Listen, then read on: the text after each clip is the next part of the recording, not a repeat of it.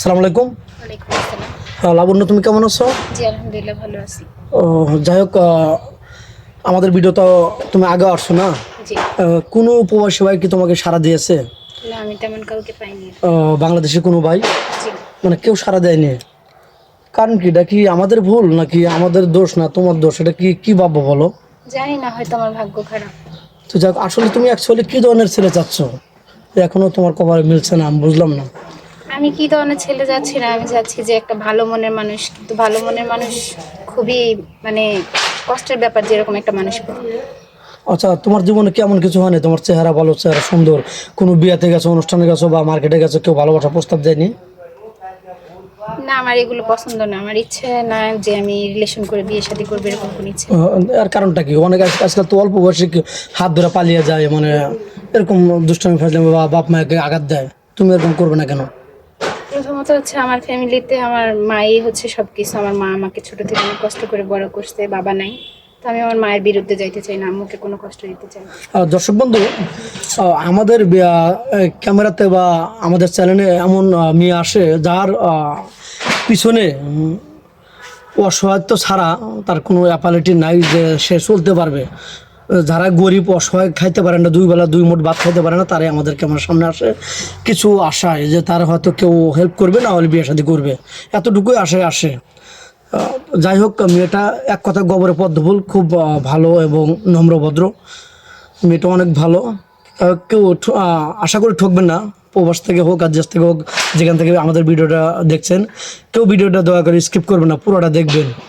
তো যাই হোক, কোনো প্রবাসী ভাইয়ের ওয়াইফ ছিল, ছোট্ট একটা বাচ্চা আছে, 2 বছর 3 বছর একটা বাচ্চা আছে, তার ওয়াইফ তাকে কষ্ট দিয়ে টাকা পয়সা মেরে দিয়ে চলে গেছে। ওই বাচ্চাটাকে তুমি লালন পালন করতে পারবে? তোমাকে হ্যাপি রাখবে সে? ইনশাল্লাহ পারবো। পারবে? আবার তাকে কোনো ওই ছেলেটাকে তো কষ্ট দিবে না? জি না। কারণ তুমি বুঝো, কারণ তোমার স্বামী থাকবে বাইরে, তোমার ছোট্ট একটা বেবি থেকে যাবে, সেই বেবিকে অত্যাচার করবে বা জুলুম জুলুম করবে, এরকম করবে কিনা? জি না, এরকম কিছু হবে না ইনশাল্লাহ।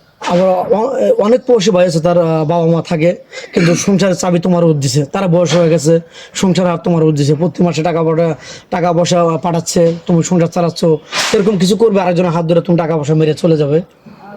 আমি চেষ্টা করবো মৃত্যুর আগ পর্যন্ত সবাইকে একসাথে নিয়ে ভালো রাখতে, যদি তারা আমাকে ভালো থাকতে দেয় আর কি।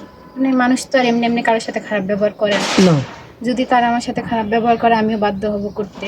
আমি চাই না এরকম কিছু হোক। আমি চাই যে আমি যাদের ফ্যামিলিতে যাব, তারা যেন আমার সাথে অনেক ভালো ব্যবহার করে, আমার আচরণ দেখে আমাকে অনেক ভালোবাসে, আমিও তাদেরকে অনেক ভালোবাসবো।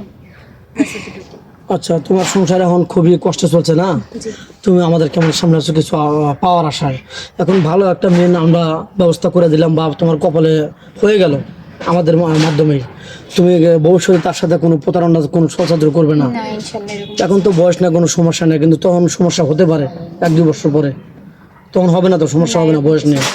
তো যাই হোক, ভিডিওটা আর লং করতে চাচ্ছি না, তো তোমার নাম্বারটা দিয়ে দাও স্ক্রিনে। তোমাকে কীভাবে পাবেন? আমার কোনো ফোন নাম্বার নাই, মানে পার্সোনালি কোনো নাম্বার নাই, আমার হাতে কোনো ফোন নাই। এখনো কোনো? যোগাযোগ করতে হয় তাহলে আপনাদের এখানে যোগাযোগ করতে হবে।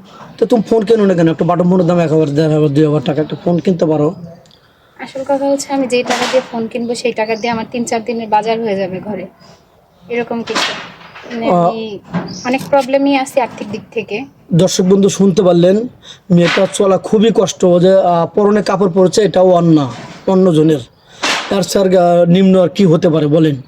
তো যাই হোক, এক কথা গোবরে পদ্ম বলো, ওর টাকা পয়সা থাকলে ওর বাবা মা বিয়ে দিতে পারতো, এখন অ্যাপালিটি নাই বিধায় আমাদের সামনে আসছে। তো যাই হোক, ভিডিওটা বাড়াতে চাচ্ছি না, ওর কোনো ফোন নাম্বার নেই।